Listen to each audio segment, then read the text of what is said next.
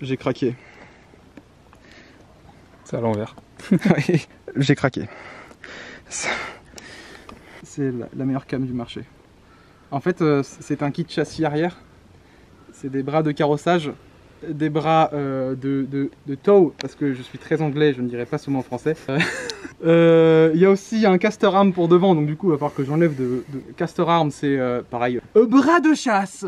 On va l'enlever parce que c'est pour le kit avant, mais du coup ouais, j'ai un kit train arrière complet pour régler le carrossage, le pincement et la chasse arrière du coup. C'est lourd, donc je vais poser ça. Hein, donc voilà, on a 3 bras. C'est une qualité assez incroyable. C'est australien. La marque c'est GKTech. Et ces bras font partie de l'élite des bras pour S-Châssis, donc les S13, S14 et S15. Je ne suis pas payé par eux, mais ce sont des... C'est les grands, tu vois. Tu dis GKTech dans le monde des S13, c'est bon, t'es là. Ah ouais, d'accord, tu parles. Donc ouais, c'est vraiment de la bonne cam. Ça coûte cher. Ça en vaut le coup parce que ça casse pas facilement. Comme vous pouvez le remarquer, ce ne sont pas des cylindres blocs. C'est assez rigide. Donc le confort, ça va faire moins. Mais le race car, ça va faire plus. Tu vois, en fait, je sens que là, tout de suite, la communauté a divisé en deux, comme ça, là, juste comme ça. T'es un connard parce que ça devient une race car. Et oh putain, c'est sympa. Un peu des deux. Bon, pour s'amuser, faire une photo Instagram. Ah, ça là, il a frotté. Alors, je vais prendre ma carte bleue. Ma lame est en fibre et elle est assez flexible grâce à Mike parce qu'on n'a pas à fixer au niveau d'ici. Donc on peut vraiment faire ça. Donc même si ça touche un petit peu, franchement c'est pas grave. Mais de toute façon, c'est que si je passe sur la gauche du garage, si je passe à la droite ça frotte pas de toute façon.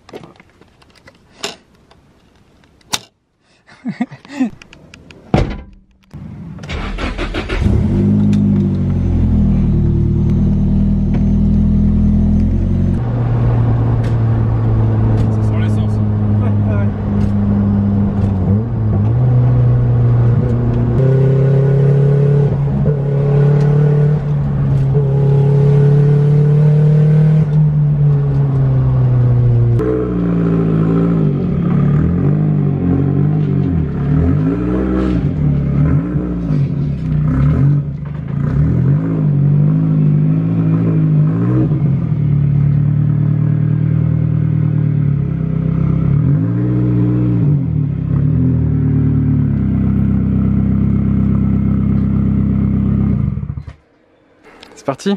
Oui. Installons la qualité. Première fois qu'on va lever la S13 avec le kit aussi. Bon, je pense que en termes de hauteur, ça devrait pas poser trop de problèmes. Tu veux lever juste l'arrière? Ça marche. Faudra peut-être enlever la lame du coup. Du pare-choc avant. Tu sais comment est-ce qu'elle tient? Eh You got me.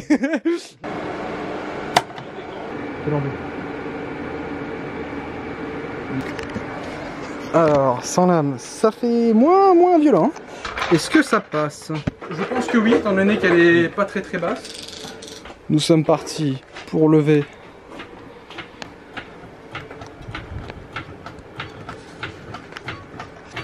On a mis des cales devant, vous en faites pas. Heureusement qu'on a enlevé la lame. Hein. C'est bon, je pense que t'as atteint la limite là. Ah oui, quand même. En effet, ça va, c'est bien levé.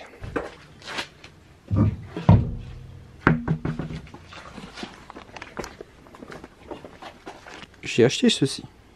C'est un embout caoutchouc qui va là-dessus. Comme ça déforme un peu moins. Ouais, c'est rigolo. Ça squatte. Et puis ça a pas l'air de bouger. Ok. Un dégât de moins sur le châssis. Bon, du coup, tu disais, Paul, qu'il va falloir qu'on dégage des combinés. Oh putain. Ouais, mais en gros, faut dégager les combinés. Donc, heureusement qu'ils sont accessibles, déjà. Il manque 2 portes derrière, hein. Tout à fait. Hop. Les trains d'origine. Là, on a triangle inférieur. Ça, je crois pas qu'on va le remplacer. Nous, ce qu'on va remplacer, c'est ce bras-ci, et celui qui est devant, je crois. Bah, t'as camber, tow et chasse. Du coup, faut d'abord que je desserre le combiné qui est juste là. Je vais placer le cric en dessous pour pas que ça tombe.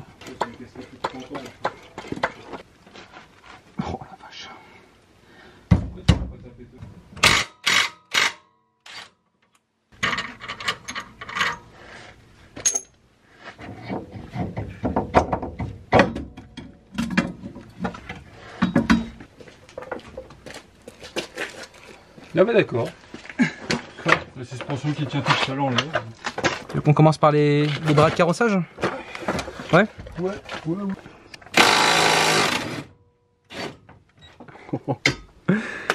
Ok. Tac. Qu'est-ce que c'est que ça? Ça c'est pour le truc excentrique, comme sur la mienne. Je viens de voir qu'il y avait de la Loctite dessus. Ouais. Voilà, tiens. Merci monsieur. Take a piece of crap. Alors, on va comparer. Donc, ça c'est le bras d'origine. C'est pas pareil, hein. Je pense que vous voyez que ça, c'est un bras d'origine avec des matériaux aka recyclage Nissan. Ça c'est légèrement plus lourd. Et bah c'est beaucoup plus résistant. On a un ball joint, ça s'appelle. Ici, qui est tenu par un riselant. Alors, pour quelle raison, je ne sais pas. Sinon ça se barre, c'est ça? Ah d'ailleurs il y a ça. C'est quoi, ces protections de ball joint? Ouais. Faut qu'il y ait de la merde qui rentre dedans. Ça c'est bien. Ils sont gentils, ils fournissent des stickers. Oh putain. Que tu coules! Je critique. Eh mais mec, je suis con. Regarde. Ici. En fait, puisque c'est en haut et pas en bas comme les BM. Et bah. Et ben plus tu élargis, plus ça ajoute de carrossage positif. Oui. Alors qu'en BM c'est l'inverse. Donc là on est max négatif. Puisque c'est maximum rentré. Là, t'as les couplets de serrage. Ah ouais? Power and bolt. Ah oui, là. Là et là. Power and bolt. Nice, putain, ils le fournissent avec. Viens, on met max négatif. Pour voir ce que ça fait. Non. S'il te plaît. Ça te fait plaisir. Hein. Bah, on est hot boy ou pas, nous? Ah. Ouais, ça maintient en place, genre.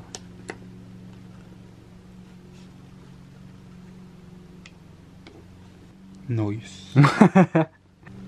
Alors, ils disent pas dans quel sens ça doit aller. Ouais, mais je crois qu'on va pas avoir le choix de faire comme ça. Et là, j'ai problème. Ah ouais, ok, d'accord. Ouh, attends, pas. Se renseigner, et on peut le mettre des deux côtés. Devant et derrière, c'est comme on veut. Yes. On n'a pas dit qu'on mettrait la Loctite aussi? T'as plus qu'à enlever l'écrou. Fixe écrou. Waouh. Oui. Ça fait beaucoup. Donc les dynamométriques, Mr. Crims.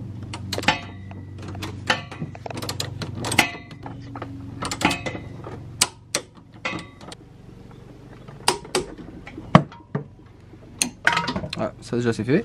Maintenant. On fait quoi maintenant? On a le taux. toe, ouais. Le castor. Ça, c'est les bras de réglage de pincement.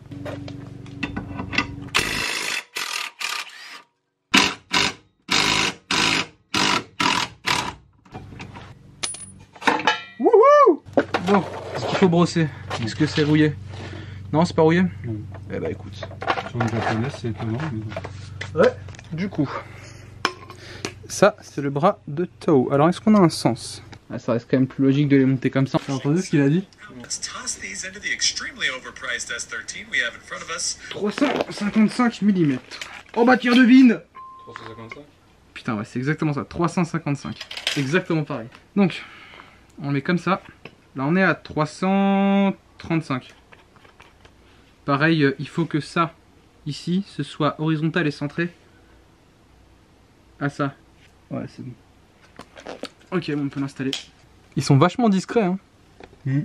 C'est Ouais, vachement bien. Plus qu'à tout serrer.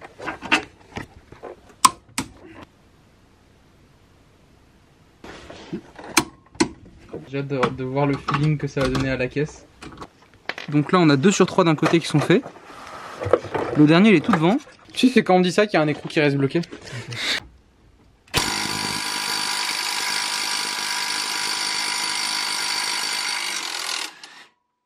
Où est-ce qu'il est tombé? Ok.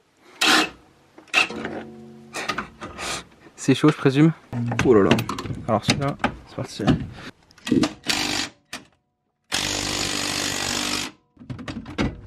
Ça ne va pas. Ça va, t'as réussi. Salut l'intérieur, tu vas bien ou pas?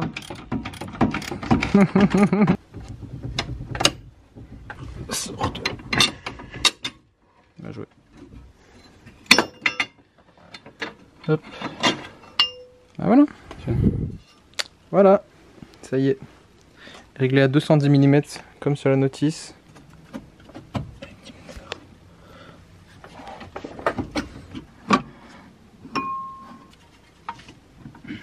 Allez. Ah oui, je suis pas du tout en face. Yes. C'est dedans. Et 80 Nm des deux côtés. Yes. Voilà. Bon bah ça y est. On a un côté de fait. Maintenant faut remettre le combiné quand même. Ce serait mieux. Ah là là.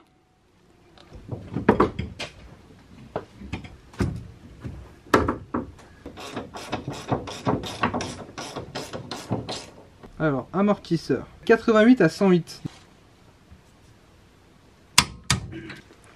Là, ça ressemble plus à quelque chose quoi. C'est bon. Ça fait S13 maintenant.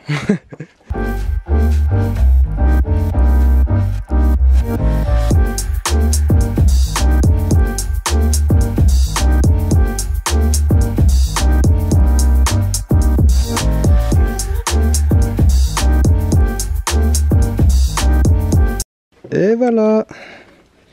Ce côté-là c'est fait. C'est beau, c'est beau. Alors, clé de 32. Heureusement que j'en ai une. Merci les biellettes. Alors c'est clairement pas du 32 lui. Ah c'est bizarre parce que celle-là, tu la serres dans le sens inversé, donc t'es là, tu fais... Mais c'est bizarre, je suis en train de desserrer. Bah non. Du coup pareil, serrage de la chasse. Pour que ce soit en position. Donc tu serres celui-là. Voilà, là tu vois j'ai bougé le ball joint. Tu vois, faut vraiment qu'il soit droit. Wouh!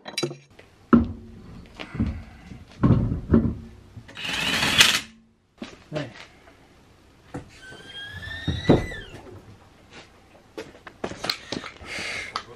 Bah oui, bah viens derrière. Bon, ils ont quand même pas fait trop les bâtards quand tu règles au minimum leur truc. Il y en a plus qu'avant. Mais du coup, nous, ce qu'on recherche, c'est d'en avoir moins. Donc, on est parti pour la relever. Je dirais moins 4 ou moins 5. Du coup, faut faire 90 moins 85,7. 4.3 4.3. 87,4. On serait à 2,6. On est quasiment à 2 degrés de différence. C'est censé se voir à mort. 4,2. Moins 4.2. On va enfin fit derrière. Étant donné qu'on peut pas accéder en dessous du châssis, on va lever et régler approximativement. Est-ce que tu vois que ça bouge?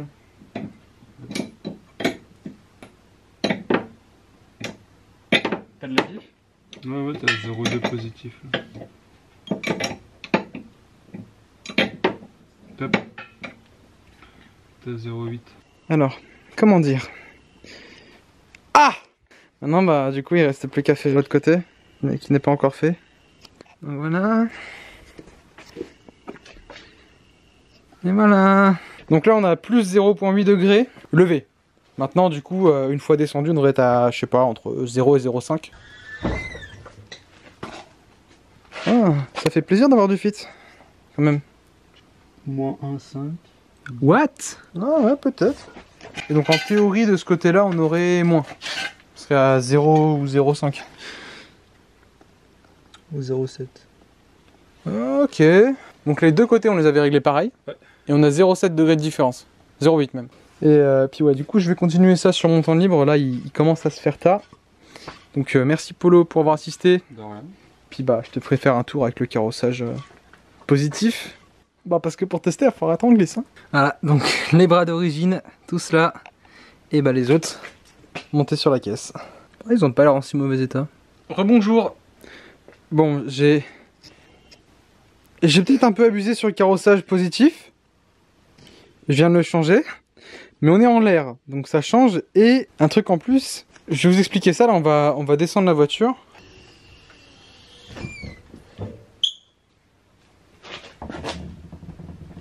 Ok. Bon, là, on se rapproche de 0, je crois. En fait, le but, c'est d'avoir un léger carrossage positif pour que en drift, quand ta voiture squatte, tu sois vraiment à 0 degré. Là on dirait qu'on est légèrement positif, par contre il y a vraiment beaucoup d'ouverture. Genre la roue elle part comme ça. Ou alors c'est juste un effet visuel, mais je pense pas. Je pense qu'il y a vraiment beaucoup d'ouverture là. À cause du fait qu'on ait changé le carrossage. Et ouais, c'est cool. Déjà ça c'est cool. Et de l'autre côté aussi, ça a l'air sympa. Je vais tout mesurer comme ça. On va voir ce que j'ai. Bon, je vais mesurer. J'ai 0.3, 0.4 degrés positifs de ce côté-là. Et j'ai 0.4, 0.5 de ce côté-là. Je vais régler la fermeture. Et à mon avis, en réglant la fermeture, ça va enlever un petit peu de carrossage. Alors, de ce côté-là, pour ajuster le pincement, ça risque d'être le plus galère parce qu'il y a la ligne juste en dessous. J'ai déjà réussi à dévisser les écrous pour... et sinon, ça sert à rien, faut tomber la ligne. Mais ça a l'air d'être faisable, juste un petit peu compliqué. Du coup, tu tournes, tu débloques les deux là. Et tu tournes celui-ci pour ajuster. Le bras est connecté à l'arrière de la roue. Donc ça veut dire que plus tu étends ce bras, plus ça va faire sortir l'arrière de la roue. Donc plus ça va ajouter de pincement. Étant donné que là c'est vraiment visible et qu'il y a de l'ouverture, je vais corriger à l'œil pour que ce soit droit. Tac. Là c'est un petit peu trop pincé, mais vous voyez que ça a été ajusté. Voilà, pour moi là c'est déjà un peu plus droit. Le truc c'est qu'à l'œil tu pourras jamais faire un réglage précis. Je me suis dit que si à l'œil je voyais vraiment facilement que c'était vachement ouvert, c'est qu'il fallait faire quelque chose. Forcément les réglages sont dynamiques, donc quand tu changes le carrossage ça va aussi tout changer. D'où le fait d'avoir besoin d'une géo précise. Et bizarrement celle-là à l'œil, je l'ai même pas touchée, elle a l'air d'être bien. Donc celle-là elle est bien OM, mais celle-là n'était pas du tout bonne OM. Bah je sais pas pourquoi. De toute façon on verra très vite à la géo, ça se trouve, ça va être entièrement faux de ce côté-là et ça va être bon de ce côté-là. Je sais pas du tout. Ah la vache, c'est incroyable. Ok, la différence que ça fait. Comment la roue ressort par rapport à avant, ça fit à mort. Damn. Avec le squat du coup le faire un peu. Donc ça va venir dans l'aile. Ça va vraiment être bien. J'ai essayé de bien faire gaffe de respecter ça. Avant de redescendre la caisse, j'ai fait un check-up de tout ça. Ah c'est cool le cul qu'elle a maintenant quand ça ressort, oui. On va pas faire d'essai routier parce que pour réellement montrer l'efficacité d'avoir zéro ou légèrement de carrossage, eh ben il faut drifter. On attendra d'avoir l'occasion de drifter pour que je puisse vous montrer tout ça. Je vous invite à voir la prochaine vidéo pour voir le rendu sur route. On va s'occuper prochainement de ce qui est en dessous de ça là, de ça. Voilà, j'ai hâte. Sur ce, la puissance appartient à tous. Salut.